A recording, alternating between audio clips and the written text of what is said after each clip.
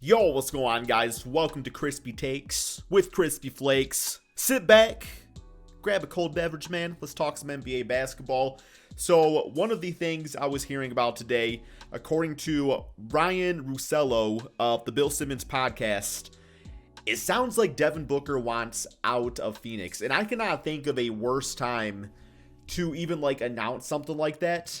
Because for once, in a very, very long time, Phoenix Suns fans finally have a little bit of hope. And what Ryan Russello actually said, it was the worst kept secret in the NBA that he does want out.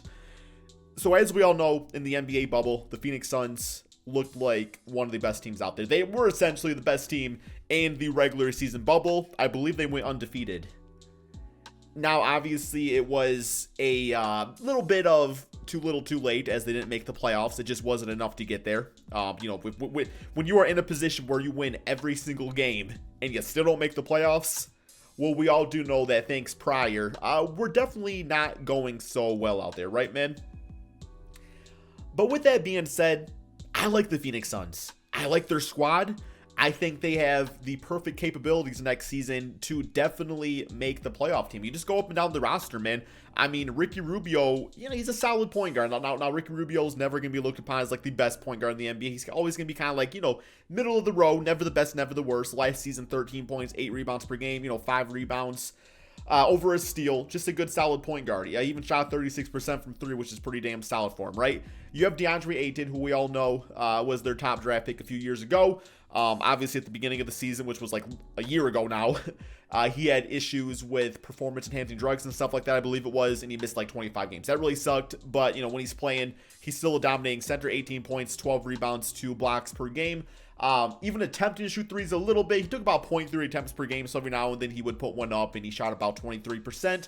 DeAndre Ayton definitely leans towards more old NBA center as opposed to new NBA center, but I do think there's a little room in between for him to really extend his range and do some nice things in the NBA. Kelly Oubre was nice, 19 points per game, 6 rebounds. He was good. And then you got Devin Booker. Devin Booker's only 23 years of age, guys. He might be 24 now. 27 points, 7 assists, 4 rebounds per game, 49% field goal percentage, 36% from 3 off about 6 attempts per game. The dude's a killer on the court, right, man? He is not the type of player you simply just want to, get rid of, right?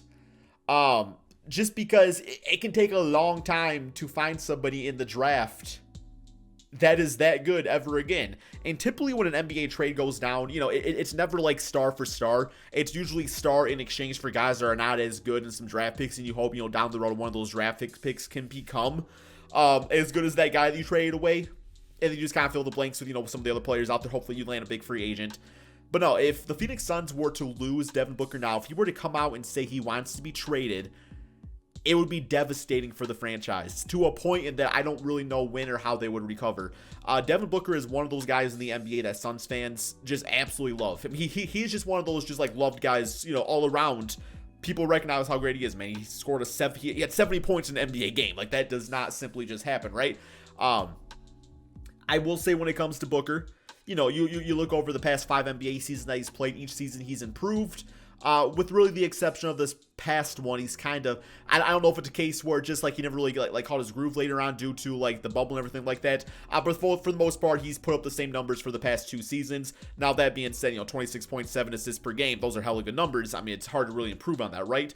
But it does let you know that there probably is still room to improve, which would make him, a top 2 shooting guard in the NBA. Right now on my list, I have Devin Booker as the 3rd best shooting guard in the league. Now, some people kind of roasted me for that when I did a rankings video on my main channel, Crispy Flakes. But I still believe it, man. I think Devin Booker is that good. Now, let's actually talk about some trades. Okay, let's say Devin Booker goes out, says, hey, I want out of Phoenix. The bubble was cool and everything like that. But, for the seasons I've been here, we've not been good. Okay, what the hell do the Suns do at that point, right, man? Well, let's go through each NBA team. Let's see if there's a fit or trade that could be put together for every single NBA team to get Devin Booker on the squad. See if it even makes sense. If it doesn't make sense, we're just going to next them and, go from there. So we're going to do an alphabetical order, man. Starting with the Atlanta Hawks. The Atlanta Hawks would be a prime destination for Devin Booker to go to. And as far as getting a trade to happen, I do think the Hawks actually have the pieces. They have a ton of, really good draft picks. They have a lot of young players out there. Guys that would be able to lead the way in the Phoenix Suns for a rebuild. But really the exciting thing about it would be the idea of Trae Young teaming up with Devin Booker, because to me, that becomes like a top backcourt in the NBA. It kind of reminds me maybe of like, I know the fun comparison would be like Steph Curry, Klay Thompson, but I do think that Devin Booker and Klay Thompson are two completely different types of players. They both dominate in different ways. Klay Thompson maybe doesn't do as much with the basketball in his hands, but he's a way better three-point shooter and defender, where Devin Booker's a guy you can give the ball to and, tell him to score the basketball, right, man? I will say it might actually kind of remind me a little bit of like a Damian Lillard, CJ McCollum. I think Damian's better than Trae Young is, but I do think that Devin Booker's better than CJ McCollum, no doubt, right? So I kind of feel a little bit of that, man. It would be like that type of backcourt, which would definitely be really intriguing in the Eastern Conference. So Atlanta Hawks, absolutely love that. Boston Celtics would be fun, but I don't really think they need a guy like Devin Booker around their team. They're already pretty much set. They got Marcus Smart, they got Jaylen Brown, Jason Tatum. I think they're pretty much set. I don't really see a team. I don't really see them putting together a trade and really blowing things up like that crazy, right, man? Unless the trade was right. For the Brooklyn Nets, I mean, obviously, they're looking for a third star. Devin Booker could be that third star. At that point, you're kind of looking at a Kevin Love situation from the T-Wolves to the Cavaliers, where, dominant force when he was the main option. You put him as the second or third option on a team, and it's like, well, all of a sudden, the numbers are going down, but it can still be, that amazing third option out there, right, man? But once again, I guess the Suns probably do. I guess the Nets probably do have some pieces they could put together to make this happen. Packages around Karis LeVert, Spencer Dinwiddie, the draft picks, all that stuff. So there is definitely a trade there to be said. Now, also, they also like Jarrett Allen. Doesn't really make much sense that they already have Ayton on the Suns. So, but I do think there's a potential trade right there. Charlotte Hornets, I mean, yeah, they would kill for a guy like Devin Booker. Don't really see any trade going down. Chicago Bulls could be intriguing.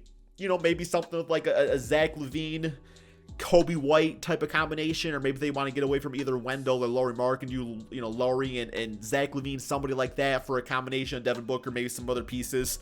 That could be a little intriguing. I could definitely see that, but then Devin Booker's in the same circumstance where he's the number one option and everybody around him just really isn't enough to get it done, right? I think Booker would want to go to a contender, right? Cleveland Cavaliers don't really make much sense. Dallas Mavericks, I don't really see a trade happening unless they would be willing to give up Kristaps Porzingis, which at this point might not be a bad idea, because it seems like every single day I see a new report how Porzingis is going to miss time. And I think after a bit, Mavericks fans might tire of that. So that could be interesting, I suppose. Denver Nuggets, I mean, maybe a trade around Michael Porter Jr. if they're looking to bring in Devin Booker to play with Jamal Murray and Jokic. That could be deadly. I'd love to see that. Pistons not happening. Golden State Warriors, they have the pieces to get it done, but I don't think they really want to play Klay Thompson at that 3 spot. I think that was a big reason D'Lo was traded away. No doubt Klay Thompson can handle it, but Devin Booker, Steph Curry, and Klay Thompson, that'd be a lot of fun to watch. I don't really see something like that happening either. I don't really think Devin Booker's needed on the Golden State Warriors, but that would be the team to go to if they want to contend. Houston Rockets could be interesting. Houston Rockets could definitely be interesting. There's been reports about James Harden trade rumors. I just did a video about one before this one about the 76ers. Now, if James Harden was officially on the trade block, then you could talk about a Devin Booker, James Harden type of trade. I think there's definitely something that can be done right there. Indiana Pacers, they got some nice pieces. Sabonis, Victor Oladipo, Malcolm Brogdon. Sure, why not? I don't see why a trade couldn't happen over there. LA Clippers, you'd be talking probably about some sort of like Paul George trade. I would actually love Devin Booker as a second option to Kawhi Leonard. To me, that makes a ton of sense, man. Like to me, that would be a favorite team in the Western Conference to win the championship. And I think Devin Booker needs a Kawhi Leonard type of player to really succeed. I feel like that is probably the best bet right there. Lakers, they're going to want him, no doubt. But unless you're getting rid of Anthony Davis or LeBron James, like they're not going to take Kyle Kuzma, Caruso in a first round pick. It's not going to happen. Yeah, the Lakers, they don't have enough pieces. Memphis Grizzlies, they have pieces to make it happen. Would it happen, though? I'm not really so sure. Devin Booker, John Morant sign me up for that every single time. Maybe if they'd be willing to give up like a Jaren Jackson and Brandon Clark, guys like that, then sure, you could probably potentially see something like that happening. The Miami Heat, the pieces are there. Tyler Hero would need to be traded away for that to happen, which, if I'm a Heat fan, I would do it. I know Tyler Hero is very loved by that team, but I would definitely do it. Milwaukee Bucks, you know, for the sakes of trying to get Giannis some more help. They don't really have a lot of good assets, though, man. Like, outside of Giannis, they don't really have guys to trade for somebody like Devin Booker without letting go of, like, a Chris Middleton. But even, like, Chris Middleton for Devin Booker, you know, the Suns aren't going to do that. So, I guess they got Dante DiVincenzo, so maybe there's a small little package to be had right there. Eric Bledsoe's definitely not going back to the Phoenix Suns. That was kind of an awkward ending. And then, of course, you got the Minnesota Timberwolves. They got the #1 pick in the draft. We've all been wanting to see Devin Booker team up with D'Lo and Karl-Anthony Towns. Sign me up for that. Love to see that. Pelicans, you would probably have to let go of Brandon Ingram. Don't really see it happening. Knicks don't have the pieces. The OKC Thunder, they don't really have the pieces. They have a ton of draft picks to sell. So if, you know, if the Suns are interested in draft picks, then yeah, I guess the OKC Thunder makes sense because then you got a backcourt of Shai Gilgeous-Alexander, Devin Booker. That would be a pretty interesting squad to watch. The Orlando Magic, don't really see that happening. 76ers, I mean, maybe a Ben Simmons, Devin Booker trade. You kind of be talking to that with some additional pieces on both sides. Then, of course, you got Devin Booker team of Joel Embiid. Love to watch that.